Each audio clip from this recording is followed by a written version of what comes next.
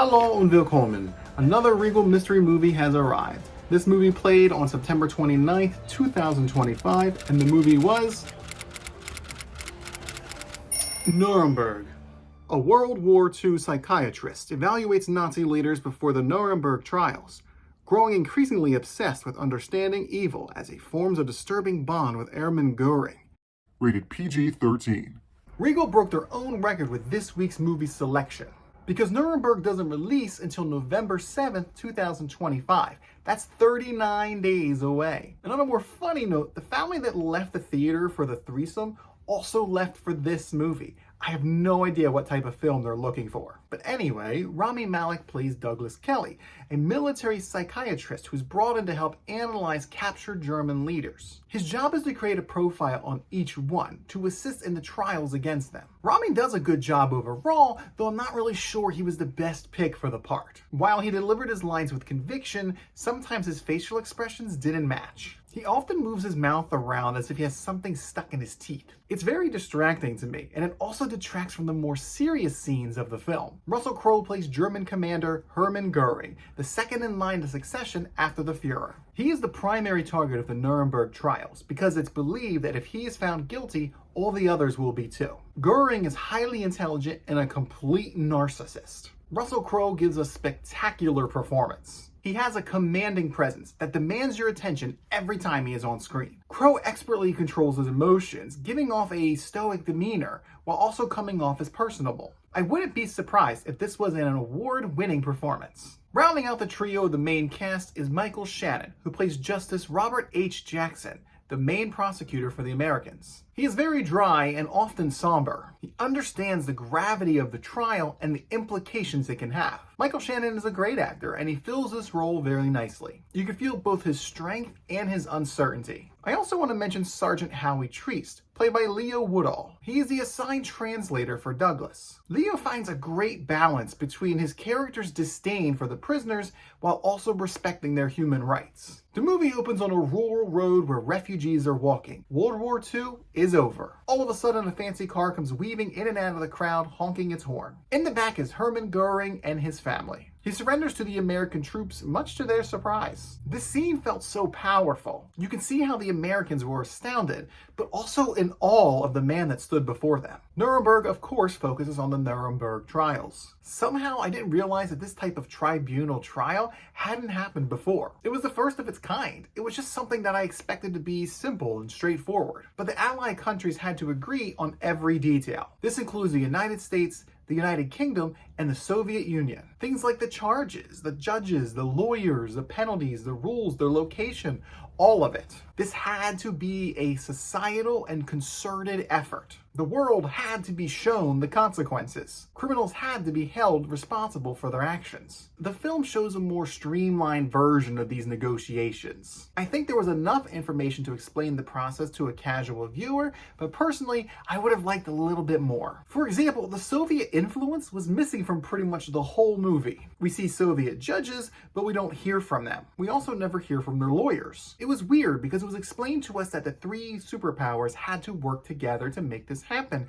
but then we don't actually see one of the superpowers do anything. I found that disappointing, but I did like how the whole thing came together. Nuremberg was chosen partly because it was destroyed by Allied forces. It was also the location of large Nazi rallies. The Nuremberg Palace of Justice Court was chosen because it was in relatively good shape despite the bombing runs. Its size and large prison complex were also ideal. The courtroom was completely repaired and fitted for television cameras and radio setups. And the thing I liked about this was the poignant symbolism. The Allies' strength was on full display, both their deconstructive and reconstructive abilities. It can also be seen as a morale booster for the Allied troops and a bad omen for the prisoners. Looking out the window and seeing the destroyed city has a different meaning for both of them. I think the biggest strength of Nuremberg is the dialogue. The conversations throughout most of the film felt real and natural to me. This is important for a drama, especially one with a runtime of 2 hours and 28 minutes. The big bright spot are the conversations between Goering and Kelly. It was interesting to see how their relationship changed and grew over the course of the film. Crowe and Malek really shined in these moments. There's also a notable scene between Justice Jackson and the Pope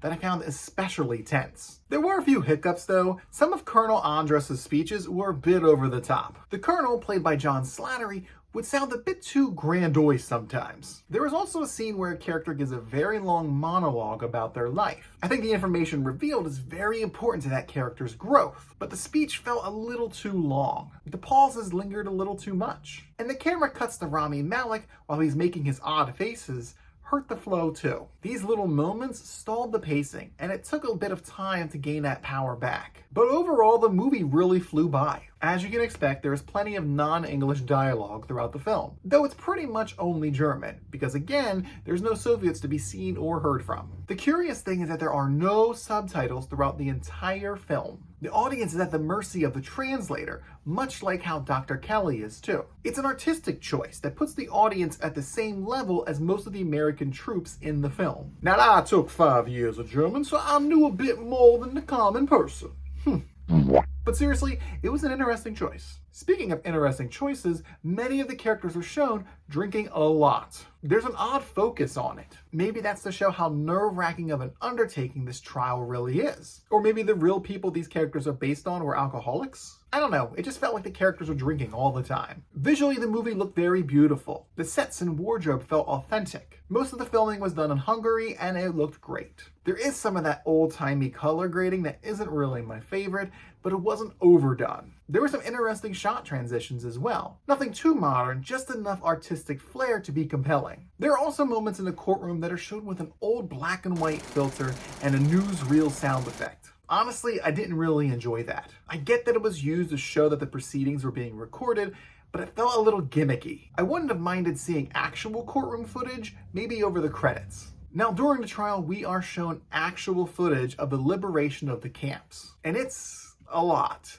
Probably about 10 minutes of actual footage and then reactions of the characters. That's a very long time to watch this type of footage. You see the extermination methods used and the results. You see the bodies of starving people. You see people forced to sleep on top of the rotting corpses of their loved ones. And you see the use of heavy machinery to move the bodies around. There are so many bodies that they have to use a bulldozer to move them. And all of this is real footage. My theater was dead silent because how can you watch this and not feel appalled, disgusted, and furious? The promise of never again was made, but it has happened again and again. In India, Cambodia, Nigeria, Equatorial Guinea, Indonesia, Rwanda, and of course, Gaza. And there's even more than that. Now, before you twist yourself into a pretzel, the messaging isn't too preachy or over the top. I like to think of myself as someone who can recognize propaganda or heavy-handed themes. And Nuremberg doesn't have that. The characters only talk about what is happening in their current timeline. There aren't any pointed text blurbs that tell you how to think at the end of the movie. Unlike a previous Regal mystery movie that happened exactly 1 year ago,